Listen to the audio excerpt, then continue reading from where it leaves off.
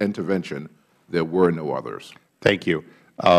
As I recognize the gentleman from Oklahoma, I want to express my deep condolences for the losses. I realize you flew through the night to come back and that you will be leaving as soon as votes conclude.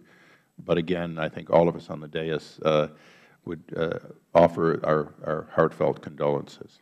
Thank you, Mr. Chairman. Tough day for the folks in Oklahoma. Tough, very tough time for a long time. Mr. George, I want to clarify several things. One of them, you made the comment that so far none of them have been turned down. They just had this inordinately large amount of paperwork and additional questions applied to them, and it's a long delay with no response, and it's basically we'll get back to you at some point. Is that correct? That is correct, sir. Man, that sounds like the Keystone Pipeline to me. But that's a whole different issue.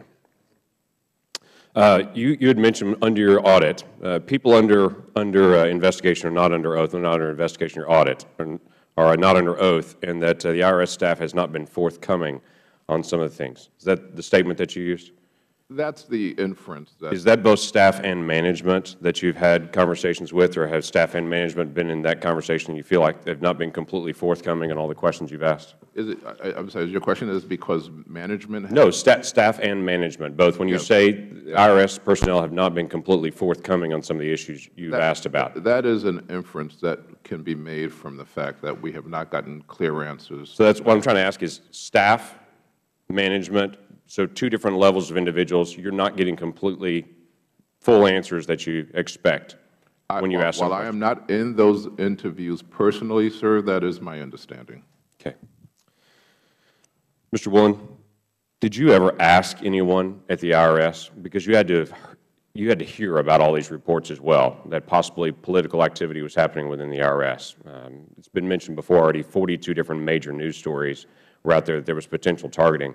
Did you have a conversation with anyone, anywhere in the IRS where you asked the question, is this true or is this happening, sometime after May the 3rd, 2012? I did not, Congressman. Again, with respect to the details of how the IRS administers the tax code, especially— No, I understand. I'm just asking, did you have that conversation where you asked someone, is this true, is this happening? Because there were a lot of media reports before this came out. I didn't. First, I was aware of this, Congressman. It was when the Inspector General came to me at some point in 2012 and said, on the basis of some congressional inquiries, he was going to begin an audit, and that was the first I had learned of it. Okay, so you didn't see any of the media reports over the group that you oversee? I did not, that I recall. Wow. Mr.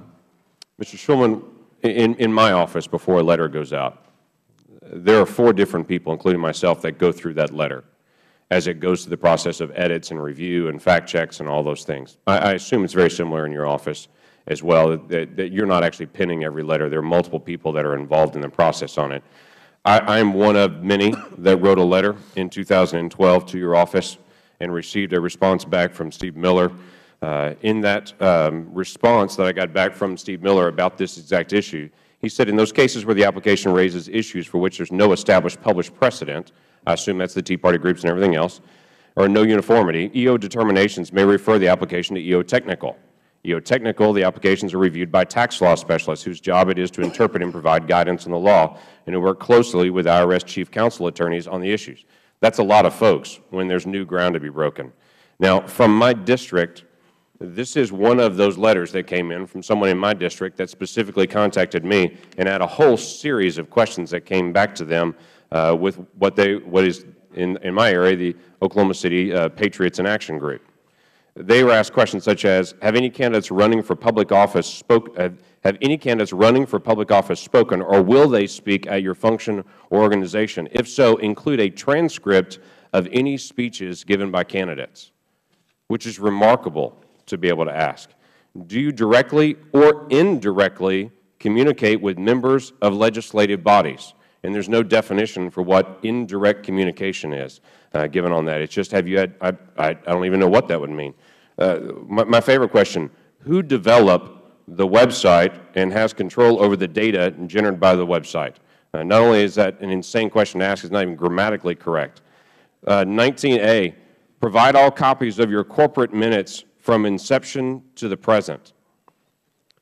This was asked, and at the beginning of the first page it says, under penalty of perjury, I declare that I've examined this information, and goes through in this long statement. My issue is this is new ground.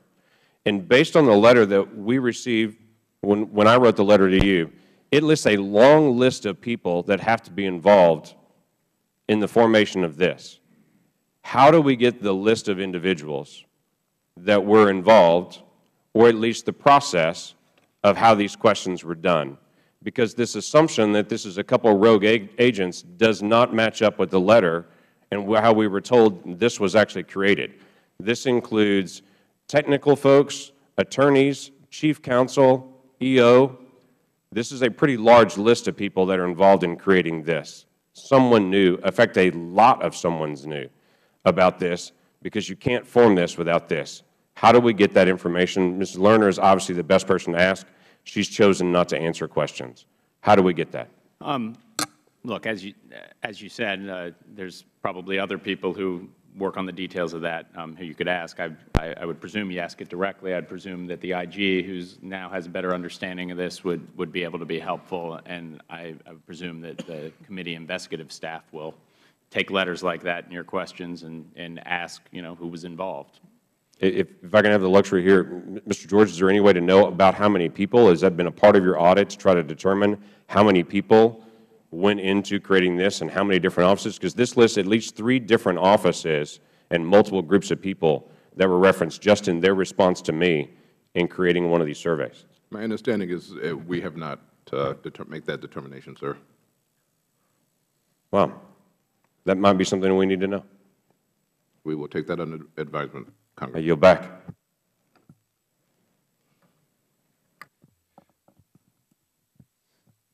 I thank you. The gentleman from Wisconsin.